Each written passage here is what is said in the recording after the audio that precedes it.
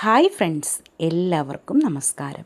ഇന്നേക്ക് കേരളയിലെ ரொம்ப பாரம்பரியமான பலகாரங்களில் ஒன்றாய நேந்திரக்காய் சிப்ஸ் ஈஸியாய் எப்படி செய்யலாம் என்று தான் நம்ம பார்க்க போகிறோம்.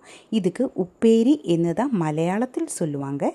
ஓணம், விஷு തുടങ്ങി ஃபெஸ்டிவல்களில் இந்த சிப்ஸ் இல்லாமல் இருக்காது. ஓணம் பண்டிகையிலே மெயின் பலகாரம் இந்த சிப்ஸு தான். கரெக்டாக ஸ்டோர் பண்ணி வச்சுருந்தா ரொம்ப நாள் கெட்டு போகாமல் அப்படியே இருக்கும் என்னது தான் இதனோட அட்வான்டேஜ். அது மட்டுமல்ல, ரொம்ப டேஸ்டான இந்த சிப்ஸு பிடிக்காதவராய் யாருமே இருக்காதுன்னு தான் நான் நினைக்கிறேன். அவ்வளோ டேஸ்டான இந்த சிப்ஸை இனிமேல் கடையிலே வாங்கி சாப்பிடாம நமக்கு வீட்டிலே தயார் பண்ணி எடுக்கலாம். எப்படி என்ன பார்க்கலாம். அதுக்காக 1 கிலோ நேந்திரக்காய் நான் எடுத்திருக்கேன். அது ஒரு முறத்திலேக்கு வைக்க போகிறேன். முறத்தில் ஒரு நியூஸ் பேப்பர் வச்சதுக்கப்புறமா நேந்திரக்காய் எடுத்து அதிலேக்கு வைக்கலாம். நேந்திரக்காயில் கரை இருக்கும், அது முறத்தில் ஆகாமல் இருக்கிறதுக்காகத்தான் நியூஸ் பேப்பர் வச்சுருக்கு. இது நான் ஃப்ரிட்ஜில் வச்சுருந்தது, கேரளாவில் போயிட்டு வந்தப்போ வாங்கிட்டு வந்தது தான். இது பழமாய் போகாமல் இருக்கிறதுக்காகத்தான் நான் ஃப்ரிட்ஜில் வச்சுருந்தது. அதனால தான் ഇതിൻ്റെ மேலே கொஞ்சம் தண்ணி இருந்தது. இனி ஒரு பழைய பாத்திரத்தில் கொஞ்சம் தண்ணி எடுத்து அதிலேக்கு 1 ஸ்பூன் உப்பு போட்டு மிக்ஸ் பண்ணி எடுத்ததுக்கப்புறமா கையும் காயை கட் பண்ணுறதுக்காக கத்தியும் எடுத்து அதில் கழுகி எடுத்திருக்கு. இந்த மாதிரி உப்பு தண்ணியில் கத்தியும் நம்ம கையும் கழுகி எடுத்திருந்தால் கையிலும் கத்தியிலும் இந்த காயோட கரை ஆகாமல் இருக்கும். இப்படி நேந்திரக்காய் தோல் மாற்றி க்ளீன் பண்ணி எடுத்துக்கோங்க. இந்த தோல் பொரியல் பண்ணுறதுக்கு நல்லாயிருக்கும். கழுகி க்ளீன் பண்ணி எடுத்ததுக்கப்புறமா எப்படி செய்யுമെന്ന് நான் உங்களுக்கு வீடியோ ஷேர் பண்ணுறேன். இந்த மாதிரி எல்லா நேந்திரக்காயையும் நமக்கு தோல் மாற்றி உப்பு தண்ணியில் போட்டு நல்லா வாஷ் பண்ணி எடுக்கலாம்.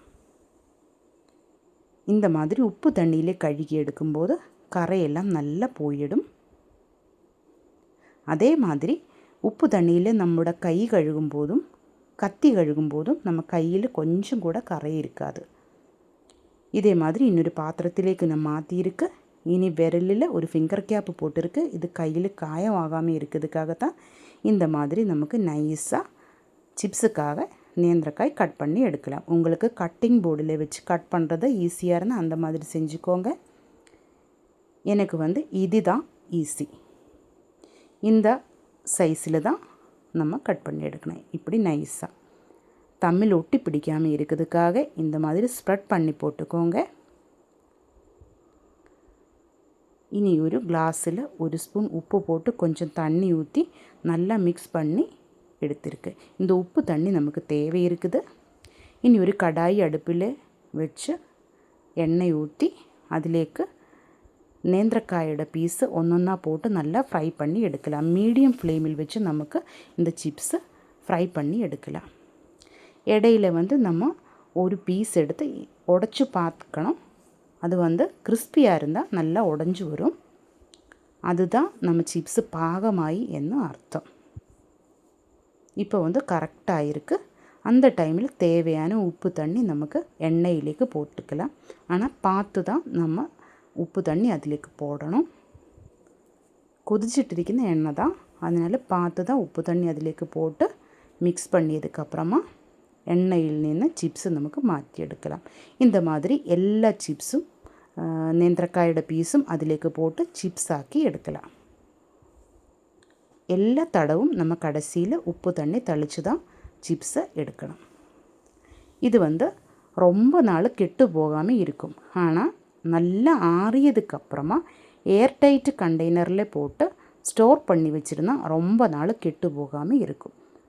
உங்களுக்கு பசங்களுக்கெல்லாம் ஹாஸ்டல்லாம் கொடுத்து விடுறதுக்கு ஈஸியாக இருக்கும். ஃபாரின் கண்ட்ரீஸ்லாம் கொடுத்து விடலாம். அந்த மாதிரி ஒரு பலகாரம் தான் சிப்ஸு. ஈஸியாக செஞ்செடுக்கலாம். அதே மாதிரி நல்ல டேஸ்ட்டாக இருக்கும். அதே போல் ரொம்ப நாள் கெட்டு போகாமல் இருக்கும். நம்ம வீட்டில் தயார் பண்ணுறதுனால தைரியமாக நமக்கு சாப்பிடலாம். நல்ல எண்ணெயில் தான் நம்ம செஞ்சுருக்குது. நான் தேங்காய் எண்ணெயில் தான் இந்த சிப்ஸு தயார் பண்ணியிருக்கு.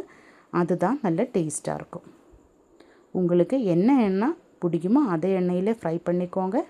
ஆனால் சிப்ஸுக்கு எப்போவுமே தேங்காய் எண்ணெய் தான் நல்ல டேஸ்ட்டாக இருக்கும். இப்படி எல்லா சிப்ஸும் நான் ஃப்ரை பண்ணி எடுத்திருக்கேன். கை பாருங்கள், கொஞ்சம் கூட கரை இல்லை. நம்ம உப்பு தண்ணியில் கழுகி எடுத்ததுனால தான் இப்படி இருக்குது. நம்ம சிப்ஸ் எல்லாம் ரெடி ஆகிருக்கு பாருங்கள்.